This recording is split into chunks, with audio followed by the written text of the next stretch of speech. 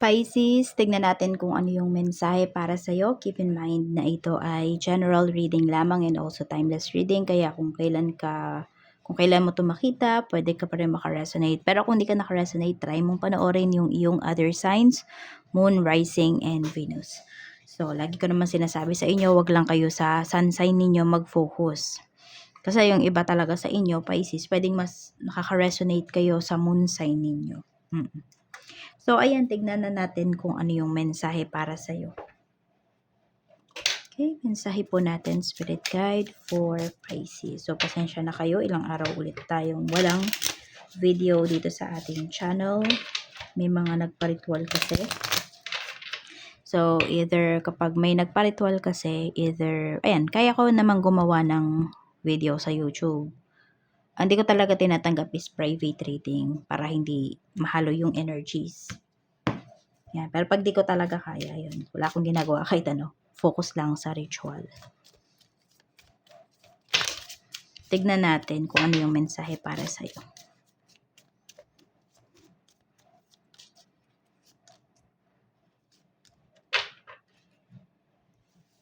Meron tayo ditong hope, great water. Meron tayo ditong unexpected money. And we have letter. Ayan. So, pwedeng yung unexpected money kasi na to for some of you. Tapos may letter tayo rito. Hindi ko alam kung nag-loan ba yung iba sa inyo, Pisces. Ayan. Kasi this is a long term eh. Long term kasi yung effect nito. Ayan, yung hope, great water na ito. Sabihin natin yung iba sa inyo, kung meron kayong problem ngayon, okay, so ang solusyon ba is mangutang kayo? Ayan. Pero isipin nyo rin kasi kung ano ba yung ano ba yung magiging method ng bayaran yan. Okay, gaano ba katagal? So, yon. Kasi, ito nga sabi ko sa'yo, pang matagalan kasi to. Oh, malaki yung magiging epekto nito nung ito, yung iba sa inyo, kung pangungutang man ito, or pwedeng baliktad, no? Sa inyo may mangungutang. So, ano ba yung magiging, terms mo para sa pagbabayad ng tao na to? Tignan natin. Ano yung hope, great water na to? Okay, we have, king. This is the magician. Kuhanin ko lang, nalaglag. Yan, so, the magician. Meron tayo ditong the tower. Pwedeng meron kayong isasanla. Ayan. Oh. Pag-isipan nyo muna talaga to. Pwedeng may nagagamutan din dito. And it will take some time bago makarecover. May chance naman po. Kaya lang, yun. Kailanganin talaga ng pera. So, meron ba dito nasa hospital? Meron kayong, baka mag-anak, mahal sa buhay na nasa hospital? So, pwedeng may mga nilalakad kayong papeles dito para maging zero balance. Ayan po. So, tignan natin. Ayun kasi, kasi yung the tower natin sometimes is sakit yan. So, pwedeng may sakit. Ayan. Medyo matagal-tagal na din. O yung iba sa inyo, pwedeng ito ay nag-umpisa lang sa simpleng ubo. So, magpa-check up po kayo ha. Para malaman nyo talaga kung ano to at mabigyan ng solusyon. Yan. So, meron dito about ito sa health. We have 8 of Pentacles. So, pwedeng may maka-receive kayo dito ng malaking tip ngayong araw. We have 3 of Wands. So, marami kasi pwedeng nasa ibang bansa ba kayo. Ayan. Or sabihin natin, ibang currency yung yung magiging tip po ninyo. So, malaki-laki talaga siya. Ayan. Tignan natin. Or basta kung kahit saan man kayo nagtatrabaho, pinapakita kasi dito Pisces, may marireceive kayo na tip. Siguro yung nasa malayo na to, or sabihin natin yung magbibigay sa'yo ng tip na yon, baka yan, napakagalante talaga siya. At also, baka siya yung nakatira sa malayo. Tignan natin. Or sabihin natin, di ba, parang napadpad lang siya dyan sa lugar ninyo. So, yun. Parang hindi siya mahirapan na magbigay ng tip. We have the devil. Ayan. So, may kasulatan dito. At sabi ko nga, medyo matagal-tagal to na Parang, kasi, ayan, the devil, parang magpapahirap po sa inyo. We have Knight of Wands, pero kakagatin po ninyo kasi kailangan na kailangan. So may ganyan, kaya talaga dapat, 'di ba? Even yung health natin, dapat pinag-iipunan po natin 'yan, that may nakatabi tayong sabi nga nila, 'di ba, parang emergency funds o kaya iba pa yung emergency funds. 'Yon. Meron naman. Talagang pinag-ipunan niyo naman po talaga, may health insurance kayo. Pero pwedeng hindi ninyo ito, parang hindi niyo siya na-update, basta may parang nagkaroon ng conflict eh. You know? So, need yung makausap yung agent ninyo. So, iba naman sa inyo, meron na nga kayong ganito, pinaghandaan nyo na, mamamroblema pa kayo. Kaya tingnan nyo po ano yung mga insurances na kinuha po ninyo. Kung updated ba siya, ano na ba yung policy, may nagbago ba, etc. So, kailangan updated po kayo dito. So, yun lang, may stress kasi na pinapakita sa inyo dito eh. And pwede siyang maging long term talaga yung problema. Kaya po, ayan, kung ano man to, i-update po ninyo.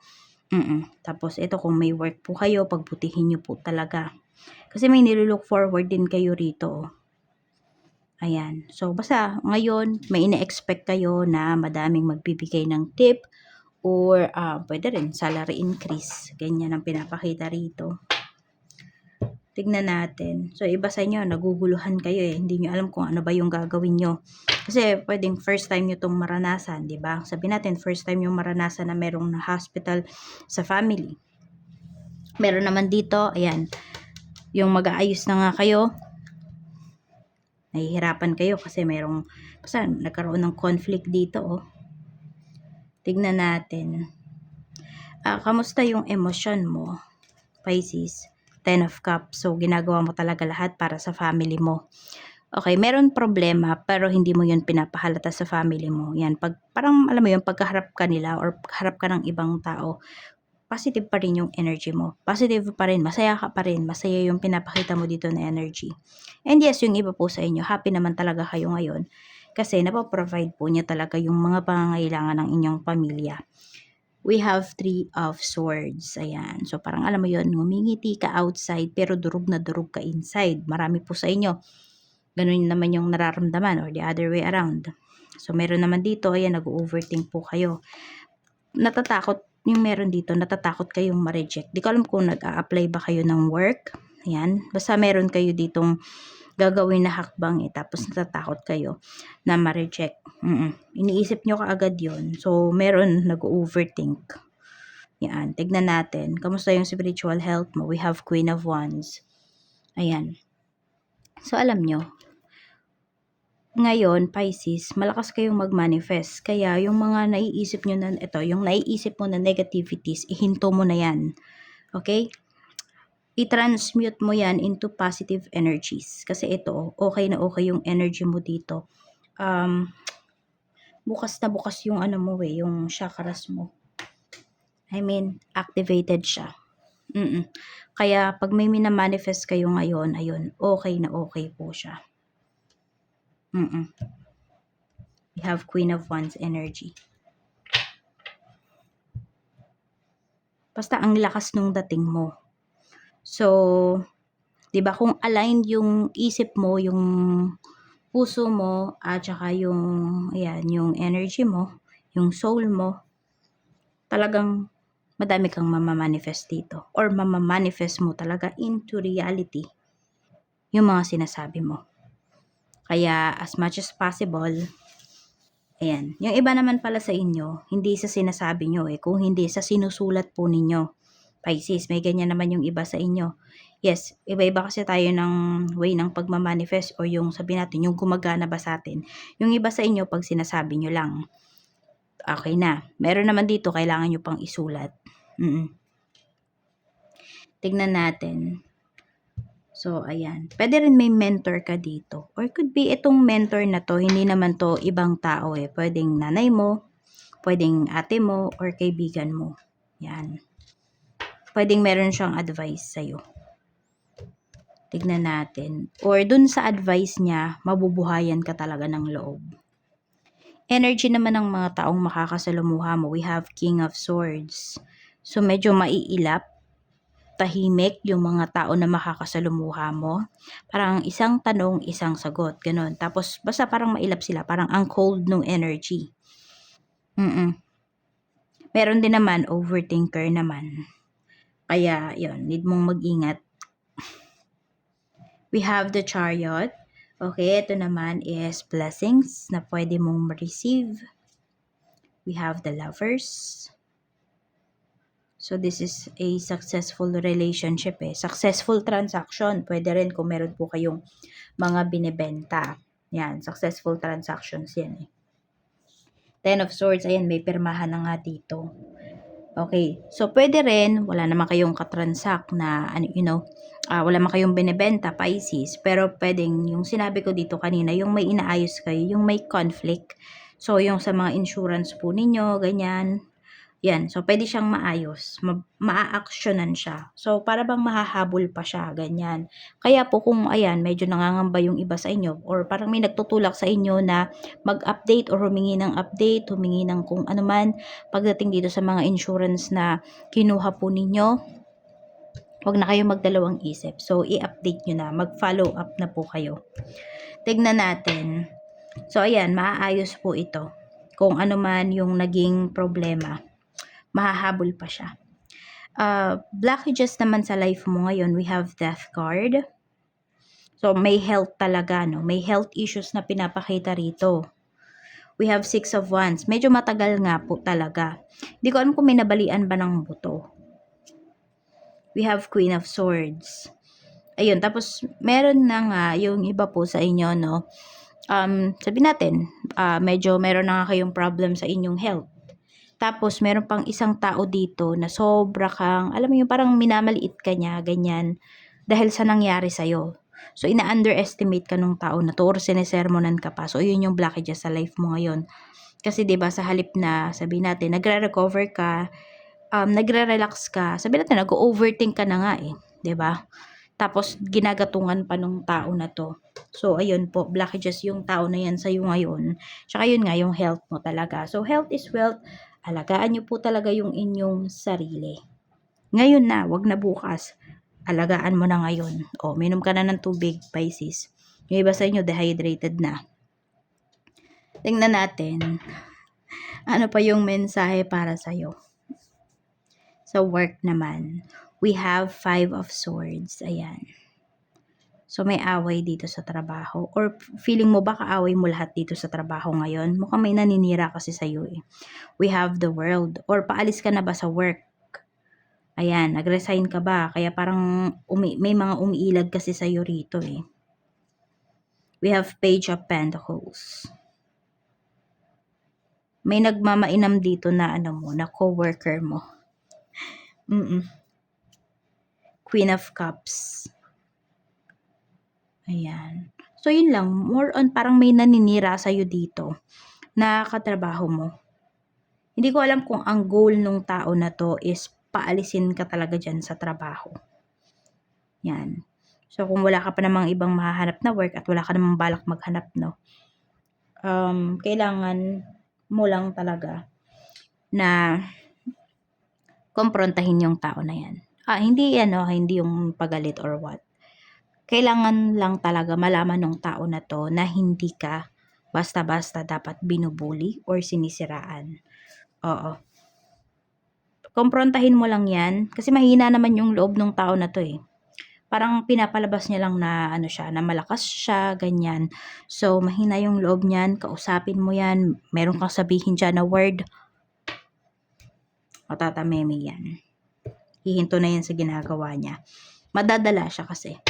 Iniisip kasi nito porket tatahi-tahimik ka dyan, marunong kang makisama, diba? Magaling kang makisama. Akala ganun-ganun ka na lang dapat siraan. So, kaya kausapin mo yung tao na yan. Sa business naman, tignan natin, we have Judgment. Meron tayo ditong Justice. Okay, at meron tayo ditong Four of Cups. So, kung may mga inaayos kayo naman ng mga papeles dito pagdating sa inyong negosyo or meron bang reklamo, meron kasi tayong Four of Cups. So, parang hindi ka agad siya maayos. So, kung meron kayong problema dito sa inyong negosyo, Huwag nyo pong babaliwalain ha. Ayan, we have 9 of cups. Need nyo ng hindi ko alam kung may nagrereklamo or may naninira dito sa negosyo nyo. Medyo naaapektuhan talaga siya. Kaya lang lalabas daw dito yung totoo. 'Di ba? Kung talagang naninira yung tao na yon, ayun, baka nga kasuhan mo pa to. So ayan makakahinga ka dito ng maluwag. Sigh of relief. Kasi lalabas yung totoo. Kaya lang it will take, sabihin natin, some of few months pa eh. So sobrang laking abala nun sa negosyo mo kung ganun, 'di ba? Kaya siguro parang need mo talaga tong actionan, legal action. Tignan natin. We have 7 of cups. So, marami pa rin naman pong nagtitiwala sa inyo. Okay pa rin naman po yung inyong sales. We have 6 of cups. Tapos, marami namang mga suki po talaga ninyo na hindi naman naniniwala dun sa paninira dito sa inyong negosyo. Yun nga lang, siguro medyo mahihirapan kayo dun sa mga bagong client or mahirapan kayong makakuha ng bagong clients dahil sa nangyayari na to. Kaya ayan po i-record nyo talaga lahat, yung transactions ninyo, tago nyo talaga yung mga proofs. Wag kayo agad magdi-delete, ganyan. Para may laban kayo rito. Kasi nga may maninira sa inyo. Tignan naman natin pagdating naman sa mga ayan, ito naman yung mga staff mo. Mukhang staff mo yung meron din dito, mukhang sa loob yung naninira. Ayan, may staff ka rito. Hindi mo siya mapagkakatiwalaan or nagdududa ka na ba? Meron ba dito pinagdududahan mo yung staff mo? Looks like dapat po talagang pagdudahan yung tao na yan eh. Ayan, meron din dito pwedeng nagdadalawang isip na kung magstay pa siya or aalis siya dito sa negosyo. Ayan, kasi yung iba sa inyo pwedeng kung maapektuhan talaga yung sales niyo kasi medyo matagal-tagal to. So pwedeng magtatanggal talaga kayo ng tao. Ayan, so hindi ka lang siguro sure kung sino ba yung tatanggalin mo. 'Di ba? So kausapin mo na lang sila, baka umamin naman yung tao na to na siya ay nagdadalawang isip na at naghahanap na siya ng bagong trabaho. Tignan natin pagdating naman sa kaperahan, kamusta yung kaperahan mo? We have Ace of Pentacles. Meron tayo ditong 3 of Cups. At meron tayo ditong 6 of Swords. Okay. So, okay, meron talaga dito na medyo magkakaroon po talaga kayo ng problem in terms of your money. Nakakailanganin niyo po talagang mangutang. May ganyang energy na pinapakita rito. Yes, may magpapautang naman po sa inyo. Mababayaran niyo naman siya. Ayan. Pero ang gawin niyo lang daw is 6 months. Pero kasi depende yan sa laki ng nyo, no? Depende sa laki ng mauutang po ninyo. Pero kung patatagalin mo daw, mas mahirapan ka. Pinakamaganda daw is 6 months. Ayan. Oo. Depende na lang din yan sa magiging usapan po ninyo or terms of payment talaga. Pero, ayan, sinasabi naman dito na after that, magiging smooth na ulit yung kaperahan mo. So, you make sure lang talaga na, maging desidido ka dito pagdating sa iyong kaperahan, na pagandahin yung kaperahan mo. Tapos, iwas ka muna daw sa mga parties, kung may mga nag-i-invite sa'yo. Yes, sabihin natin, hindi ka naman gagastos doon sa, sabihin natin, sa inumin, sa pagkain. Pero Pisces, 'di ba, yung paghahanda mo, mamamasahe ka pa, etc. Sa halip na maging productive yung araw mo, baka malasing ka lang. Yung tipong ganun. So, iwas ka daw muna sa mga parties. Sa loob ng 6 months na to, 'di ba, napanood mo yung video natin na to ngayon? Yan, bilang ka ng 6 months. Manahimik ka daw muna niyan. Iwas ka muna sa mga gastos. Makikita mo, mas magiging smooth yung iyong kaperahan. So yes, need mo lang talaga dito, malahimik muna. Tignan naman natin sa love life mo, kamusta? Kamusta naman ang love life? Energy, kuha lang tayo ng energy dito. Okay, so we have heart with a key. Sabi dito, welcoming love, meeting the one. Open your heart, getting together. Perfect. So, tignan natin kung ano yung mensahe. We have Wheel of Fortune. So, meron dito, pwede po na na-meet nyo na talaga yung taong para sa inyo. Okay, pwede magle-level up na yung inyong relationship. Pero naman dito, kahit hindi nyo ina-expect, okay, mag-meet po talaga yung landas ninyo ng person mo. I mean, ng taong makakatuluyan mo. Napakaganda ng energy. Meron din dito, aayon na po sa inyo yung mga pagkakataon, yung mga plans ninyo pagdating dito sa inyong relasyon. Alam mo yung meron dito kasi pwedeng, yes, meron dito magkakabalikan eh.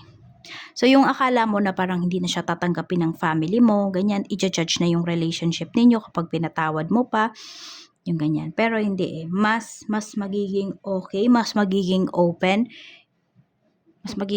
kayo sa isa't isa. 'Di ba? Alam mo yung mga hindi nyo napapag-usapan before, itong person mo, mapapag-usapan nyo na. Tsaka mahal na mahal ka talaga nung tao na to eh. 'Di ba? Ito ay bagong person mo, makikilala mo pa lang or karelasyon mo na nagkabalikan lang kayo. O ex mo na nagkabalikan kayo. Ayan o. Mas magiging open din kasi yung yung communication. So ayan po, meron dito aamin talaga sa'yo ng feelings. It's up to you na lang, Pisces, kung tatanggapin mo ba yung tao na to or hindi. Yan. So, may pag-uusap po dito. May aminan na mangyayari. Yan o, pwedeng meron dito, magkaroon ka agad kayo ng relationship. Alam mo yung hindi nyo na patatagalin. Meron kasi po dito, di ba, sabi ko nga, someone from your past. Siguro, sabi natin, naging ex mo ba to or hindi. Pero matagal mo nang kakilala yung tao na to. Tapos, ayan, aamin siya ng feeling sa'yo. Makapag-usap kayo. Magtutuloy-tuloy po yan. Mas lalalim yung inyong relationship. Pero may isa pang tao dito na umeeksena, oh. So, baka kailangan mo lang mamili dito. Meron ka bang pinamimilian ngayon kung sino ba yung tatanggapin mo sa life mo? Doesn't matter ha kung ano yung gender po ninyo. Basta may ibang tao pang involved dito. Sabihin natin, may dalawang tao na gustong pumasok sa life mo, gusto ka makarelasyon. Ayan. Sino ba dyan yung i-embrace mo? Diba? Sino ba dyan yung papapasukin mo sa life mo? Makukuha ka ba sa salita, sa salapi, sa gawa? It's up to you, Pisces. Decision mo yan. Kaya kilalanin mo pa rin mabuti yung tao na to.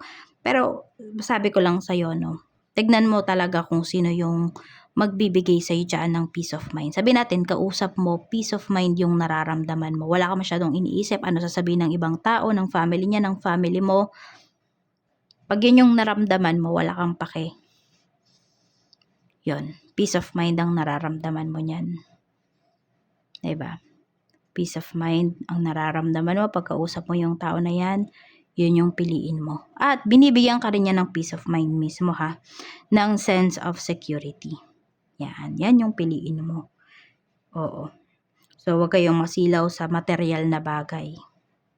Tignan nyo kung sino talaga yung nagbibigay ng peace sa'yo.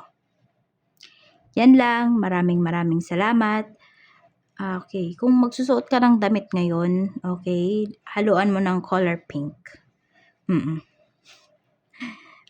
Pink or red, okay lang. Yan. Kasi yung iba sa inyo, yung mga lalaki, ayaw nyo naman magsuot ng pink, diba? O yan. O di red. Yan. Para mabalance yung inyong root chakra and mas gumanda po yung flow ng kaperahan ninyo. Yan lang. Ingat kayo always. More blessings to come.